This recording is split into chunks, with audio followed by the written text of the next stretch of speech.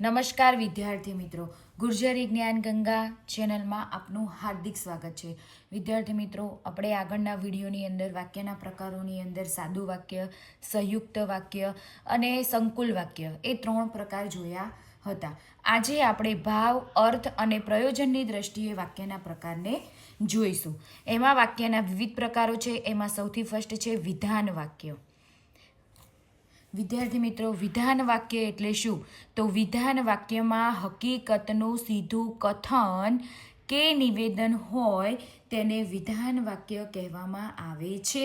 ફરીથી વિદ્યાર્થી મિત્રો, વિધાન વાક્ય એટલે શું? તો વિધાન વાક્યમાં હકીકતનું એટલે કે જે ક્રિયા અત્યારે ચાલુ થઈ રહી છે, જે હકીકત છે, એનું આપણે જ્યારે સીધું કથન એટલે કે સીધી વાત કે કોઈ નિવેદન એટલે કે વાત રજૂ કરતા હોય તો તેને વિધાન વાક્ય કહેવામાં આવે છે. વિદ્યાર્થી મિત્રો, વિધાન વાક્ય હંમેશા હકારાત્મકમાં આપેલા હોય છે. વિધાન વાક્યના અંતમાં પૂર્ણ વિરામ વપરાય છે. જો વિદ્યાર્થી મિત્રો, વિધાન વાક્ય છે એ પૂરું થાય તો એના અંતમાં આપણે પૂર્ણ વિરામ વાપરીએ છીએ. વિધાન વાક્યને સાદું વાક્ય પણ કહી શકાય છે. હવે સાદું વાક્ય કોને કહેવાય એ આપણે આગળના વિડીયોમાં આપેલું છે, જે આપણો આગળનો પાર્ટ 1 વાક્યના પ્રકાર જુઓ તો એની અંદર એ આપણે માહિતી આપેલી છે. એટલે કે વિધાન વાક્યની અંદર આપણે જ્યારે હકીકતનું સીધું કથન કે નિવેદન આપતા હોય તો તેને વિધાન વાક્ય કહેવાય, જે હંમેશા હકારાત્મકની અંદર આપેલું હોય છે. આપણે ઉદાહરણો જોઈએ. રાજુ ક્રિકેટ રમે છે. જો અહીંયા કોઈ રાજુ છે એ ક્રિકેટ રમી રહ્યો છે તો આપણે વિધાન વાક્યમાં હકીકતનું સીધું વર્ણન કરીએ છીએ. એટલે કે જે ક્રિયા થઈ રહી છે એને આપણે સીધું કથન દ્વારા એટલે કે આપણી વાત દ્વારા આપણે રજૂ કરી શકીએ છીએ. જો રાજુ ક્રિકેટ રમે છે તો એ આપણે શું કર્યું? હકીકતનું સીધું કથન એટલે કે સીધું નિવેદન કર્યું છે. પછી બીજું ઉદાહરણ જોઈએ. વરસાદ પડી રહ્યો છે. જો વરસાદ પડી રહ્યો છે એટલે જ્યારે બહાર વરસાદ પડતો હોય અને આપણે સીધું કથન કરીએ કે ભાઈ વરસાદ પડી રહ્યો છે, જેને કહેવીશું આપણે વિધાન વાક્ય. આગળ, તેઓ આજે ભાવનગર જશે. તો આપણે સીધું કથન કર્યું કે તેઓ છે એ આજે ક્યાં જશે? ભાવનગર જશે. વિદ્યાર્થી મિત્રો, વિધાન વાક્ય એટલે કે જેમાં હકીકતનું સીધું કથન કે નિવેદન હોય, એટલે કે કોઈ પણ ક્રિયા થઈ રહી છે એને આપણે સીધી આપણા વાત દ્વારા આપણે સીધું કથન કરીએ છીએ, એને રજૂ કરીએ છીએ, તેવા વાક્યને આપણે વિધાન વાક્ય કહીએ છીએ, જે હંમેશા હકારાત્મક વાક્યની અંદર રજૂ કરેલું હોય છે. હવે આપણે બીજો પ્રકાર જોઈએ, પ્રશ્નવાચક વાક્ય. હવે પ્રશ્નવાચક વાક્યની અંદર વિદ્યાર્થી મિત્રો એકદમ સિમ્પલ છે. આપણને ખબર છે કે જેની અંદર પ્રશ્ન પૂછવામાં આવે છે અથવા પ્રશ્નાર્થ સૂચક શબ્દો અને પ્રશ્નાર્થ ચિહ્ન વાપરવામાં આવે તેને આપણે પ્રશ્ન વાક્ય કહીશું. જોઈએ એની અંદર પણ, જે વાક્યમાં હકીકત વિશે પ્રશ્ન કરવામાં આવ્યો હોય તેને પ્રશ્ન વાક્ય કહેવામાં આવે છે. એટલે કે આપણે કોઈ હકીકત બાબતે આપણે કોઈને પ્રશ્ન કરીએ છીએ તો એને આપણે પ્રશ્ન વાક્ય કહીએ છીએ. પ્રશ્ન વાક્યના અંતમાં પ્રશ્નાર્થ ચિહ્ન. જો વિદ્યાર્થી મિત્રો, આને પ્રશ્નાર્થ ચિહ્ન કહેવાય તો એ પ્રશ્નાર્થ વાક્યના અંતમાં પ્રશ્નાર્થ ચિહ્ન વપરાય છે. પ્રશ્ન વાક્યમાં શું, કોણ, કયું, કેમ, કોને, ક્યાં જેવા પ્રશ્ન સૂચક શબ્દો વપરાય છે. જુઓ મિત્રો, અહીંયા આપણે જે શબ્દો વાપર્યા ને બધા જ પ્રશ્ન સૂચક શબ્દો છે. આપણે કોઈ પણ કહીએ શું, કોણ, કયું, કેમ, કોને, ક્યાં જેવા પ્રશ્ન સૂચક શબ્દો વપરાય છે. અને વાક્યની અંતે આપણે જોયું એમ કે પ્રશ્નાર્થ ચિહ્ન વપરાય છે. તો આવા વાક્યને આપણે પ્રશ્નાર્થ વાક્ય કહીશું. વિદ્યાર્થી મિત્રો, આપણે એના ઉદાહરણો જોઈએ. આ ડબ્બામાં શું છે? જો અહીંયા પ્રશ્નાર્થ સૂચક શબ્દ પણ વાપર્યો અને પ્રશ્નાર્થ સૂચક આપણે અહીંયા ચિહ્ન પણ વાપર્યું. એટલે આખું વાક્ય શું બની જશે? પ્રશ્ન છે. આપણે કોઈને પ્રશ્ન પૂછીએ છીએ કે આ ડબ્બામાં શું છે? પ્રશ્ન થયો ને, તો આપણે એને કહીશું પ્રશ્નાર્થ વાક્ય. તો અહીંયા આપણે પ્રશ્નાર્થ સૂચક શબ્દો પણ વાપર્યો છે અને અહીંયા ચિહ્ન પણ વાપરવામાં આવેલું છે. એવું જ બીજું ઉદાહરણ જોઈએ. તે શાળાએ કેમ ન આવ્યો? જો વિદ્યાર્થી મિત્રો, આપણે પ્રશ્ન પૂછ્યો કે તે શાળાએ કેમ ના આવ્યો? તો કેમ એ શું થયું? પ્રશ્નાર્થ ચિહ્ન શબ્દ, અને પાછળ આપણે શું વાપર્યું છે? પ્રશ્નાર્થ ચિહ્ન. તમને ખ્યાલ આવી ગયો હશે કે પ્રશ્નાર્થ વાક્ય કોને કહેવાય? જેની અંદર પ્રશ્નાસૂચક શબ્દો અને પ્રશ્નાર્થ ચિહ્ન વાપરવામાં આવે અને આપણે કોઈને પ્રશ્ન કરી રહ્યા હોય તો આપણે એને કહીશું પ્રશ્નાર્થ વાક્ય.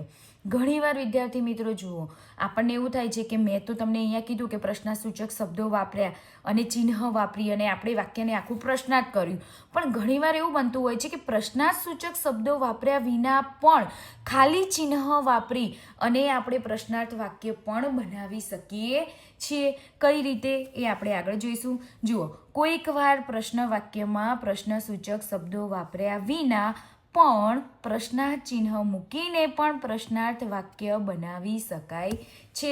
કઈ રીતે વિદ્યાર્થી મિત્રો? અહીંયા પણ એ કહે છે કે કઈ રીતે આપણે જોઈએ. રાજુએ જમી લીધું. જો અહીંયા આપણે પ્રશ્નાર્થ મૂક્યો છે.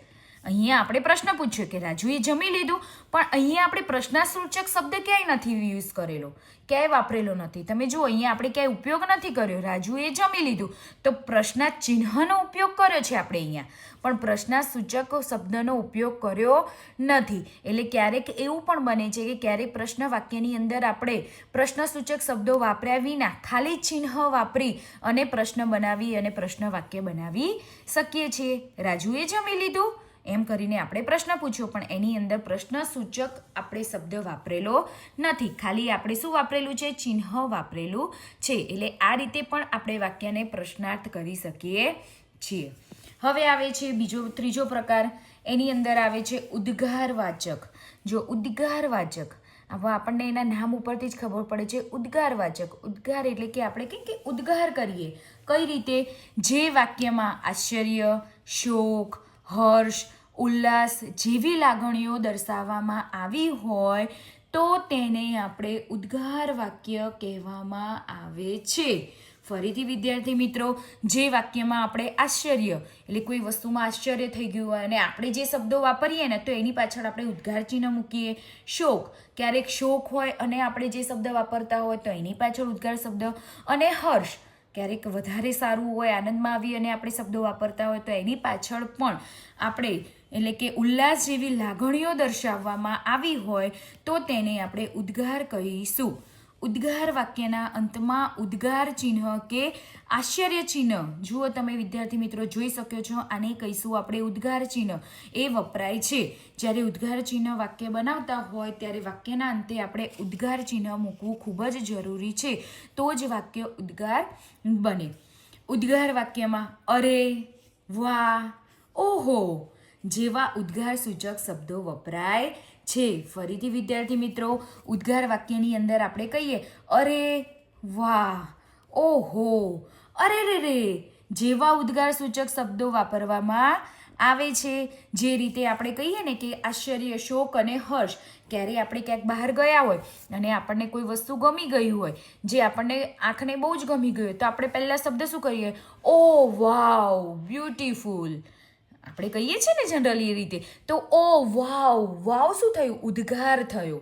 પછી ક્યારેક ક્યાંક જતા હોય ને કોઈ ખરાબ વસ્તુ જોઈએ અથવા રોડ ઉપર કોઈ એવો ખરાબ એક્સિડન્ટ જોઈએ તો આપણે કયા શબ્દો વાપરીએ છીએ? અરે રે વાપરીએ છીએ. તો અરે રે પાછળ શું આવશે? ઉદ્ગાર ચિહ્ન આવશે. આપણે જોઈએ એના ઉદાહરણો પણ વિદ્યાર્થી મિત્રો. ઓ કેવા વિશાળ દરિયો, કેવો વિશાળ દરિયો. જો અહીંયા આપણે વાપર્યું ક્યારે દરિયો જોવા ગયા હોય અને ખૂબ જ વિશાળ હોય તો આપણને જોઈને નવાઈ લાગે તો આપણે શું કહીએ? ઓ.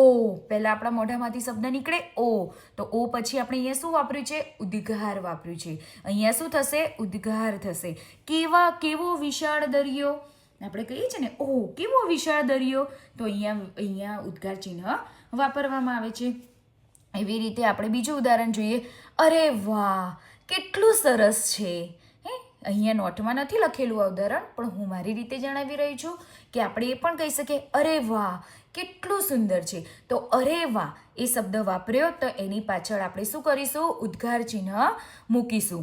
પછી કોઈ શબ્દ હોય એટલે આપણે કહીએ ઓહો આટલું મોટું અથવા આટલી ખરાબ હાલત, આવી શબ્દ આપણે બનાવી શકીએ છીએ વાક્યની અંદર. ઓહો હો, તો ઓહો પાછળ શું મૂકીશું? આપણે ઉદ્ગાર મૂકીશું. કહીશું ઓહો આટલી ખરાબ હાલત અથવા ઓહો આટલું મોટું, એવી રીતે કરી અને આપણે ઉદ્ગાર એટલે કે આપણે જોઈએ છે કે આશ્ચર્ય, શોક અને હર્ષ, ઉલ્લાસ જેવી લાગણીઓ દર્શાવવા માટે આપણે જે શબ્દોનો ઉપયોગ કરતા હોઈએ છીએ, અરે, વાહ, ઓહો, અરે રે, એવા બધા જ શબ્દોને આપણે ઉદ્ગાર સૂચક શબ્દો કહીશું. એના માટે આપણે ઉદ્ગાર ચિહ્ન વાપરવું ખૂબ જ જરૂરી છે. હવે આગળનો પ્રકાર, ચોથો પ્રકાર જોઈશું વિદ્યાર્થી મિત્રો, આજ્ઞાર્થ વાક્ય. આજ્ઞાર્થ વાક્ય કોને કહેવાય? હવે એના શબ્દ ઉપરથી જ આપણને એનો જવાબ મળી રહે છે. આજ્ઞાર્થ વાક્ય, આજ્ઞાર્થ વાક્ય એટલે કે આજ્ઞાવાળું વાક્ય, એટલે કે જે વાક્યમાં આપણને આજ્ઞા આપવામાં આવી હોય તેને આપણે આજ્ઞાર્થ વાક્ય કહીશું. કઈ રીતે? આપણે એની વ્યાખ્યા જોઈએ. કોઈક ક્રિયા કરવા સૂચન કે આજ્ઞા, વિનંતી કે હુકમ કરવામાં આવે તે પ્રકારના વાક્યને આજ્ઞાર્થ વાક્ય કહેવાય છે. વિદ્યાર્થી મિત્રો, આમાં તમને ખબર પડી જ જશે. આજ્ઞાર્થ એટલે કે કોઈ પણ ક્રિયા કરવા માટે જો આપણે કોઈ સૂચન કરવામાં આવે કે આજ્ઞા આપવામાં આવે કે પછી તમને વિનંતી કરવામાં આવે કે પછી હુકમ કરવામાં આવે. હુકમ એટલે ખબર છે જે ટીચરો વિદ્યાર્થીઓ ઉપર કરતા હોય છે, આજે લખવાનું છે એટલે લખવાનું છે, આમ કરવાનું છે એટલે કરવાનું છે, આટલું તૈયાર કરવાનું છે એટલે કરવાનું છે, એવું કહીએ ને એને હુકમ કહેવામાં આવે, જે આપણા સારા માટે જ હોય છે. એટલે આ બધા જ શબ્દને આપણે આજ્ઞાર્થ સૂચક શબ્દ કહીશું. જેવી રીતે આપણે ઉદાહરણ જોઈએ, અહીં બેસો. કોઈ હોય તો આપણે કંઈ કહીએ અહીં બેસો, તો આપણે શું કર્યું? એમને સૂચના આપી, વિનંતી કરી કે ભાઈ અહીં બેસો, અહીં જગ્યા છે તો તમે અહીં બેસો. તો અહીંયા આપણે એક પ્રકારની આજ્ઞા આપી. તમને ખ્યાલ આવે છે કે અહીંયા આપણે એક પ્રકારની આજ્ઞા આપી કે ભાઈ અહીં બેસો. બીજી વાત કરે છે વાતો ન કરો. સૌથી મોટી વાત, વાતો ન કરો. તો એ શું કરે છે? આપણે સામેને વિદ્યાર્થી હોય કે કોઈ વ્યક્તિ હોય કે કંઈ હોય તો આપણે એને સૂચન કરીએ કે ભાઈ વાતો ના કરો. તો અહીંયા આપણે શું કરી? આજ્ઞા આપી, હુકમ કર્યો કે ભાઈ વાતો ના કરો તમે. તો આ બધા જ શબ્દને આપણે આજ્ઞાર્થ વાક્ય કહીશું કે જેની અંદર આપણે આજ્ઞા, વિનંતી કે હુકમ કરવામાં આવે એવા વાક્યને આપણે આજ્ઞાર્થ વાક્ય કહીશું. હવે આપણે પાંચમો પ્રકાર જોઈશું, નિષેધ વાક્ય. હવે નિષેધ વાક્ય, તો એ પ્રશ્નની અંદર જ આપણને જવાબ મળે છે નિષેધ. નિષેધ એટલે નકાર, નકાર એટલે ના, જેને આપણે નિષેધ કહીશું. જેમાં નકારનો અર્થ હોય તેવા વાક્યને નિષેધ વાક્ય કહેવાય છે અથવા નિષેધ વાક્ય બને છે કે જેમાં નકારનો અર્થ હોય. નકાર એટલે ન, નહીં, નથી, ન હતું, આ બધા જ શબ્દને આપણે નકાર શબ્દ કહીશું. ન, નહીં, નથી, ન હતું, જેની અંદર નિષેધ કરવામાં આવતો હોય, નકાર કરવામાં આવતો હોય તેવા વાક્યને આપણે નિષેધ વાક્ય કહીશું. જોઈએ આપણે તેના ઉદાહરણ. તેને ચિંતા થતી નથી. તો એ નથી શું થયું? આખા વાક્યનો નકાર દર્શાવે છે. અહીંયા નથી શબ્દ છે આખા વાક્યનો શું દર્શાવે છે? નકાર દર્શાવે છે. તેથી અહીંયા શું થશે? આ નિષેધ વાક્ય. તેને ચિંતા થતી નથી એટલે નથી એ આપણે નકાર દર્શાવ્યું, તો અહીંયા થશે નિષેધ વાક્ય. બીજું જોઈએ, મારાથી કશું અજાણ્યું નથી. મને ખબર છે મારાથી કશું અજાણ્યું નથી, તો અહીંયા શું કયો શબ્દ વાપરવામાં આવ્યો છે? નથી. તો જેને આપણે નિષેધ વાક્ય કહીશું. એટલે કે જે વાક્યમાં ન, નહીં, નથી, ન હતું જેવા નકાર શબ્દો દ્વારા વાક્યમાં નકાર ઉમેરાતો હોય તો તેવા વાક્યને આપણે નિષેધ વાક્ય કહીશું. વિદ્યાર્થી મિત્રો, આજનો આપણો આ વાક્યના પ્રકાર અહીંયા પૂરા કરીએ છીએ. આગળના પ્રકાર જોવા માટે તમે ગુર્જરી જ્ઞાન ગંગા ચેનલને લાઇક, શેર અને સબસ્ક્રાઈબ કરો. જો તમને આની અંદર કંઈ પણ ડાઉટ હોય તો તમે મને કમેન્ટ બોક્સમાં જરૂરથી જણાવો. જય શ્રી કૃષ્ણ.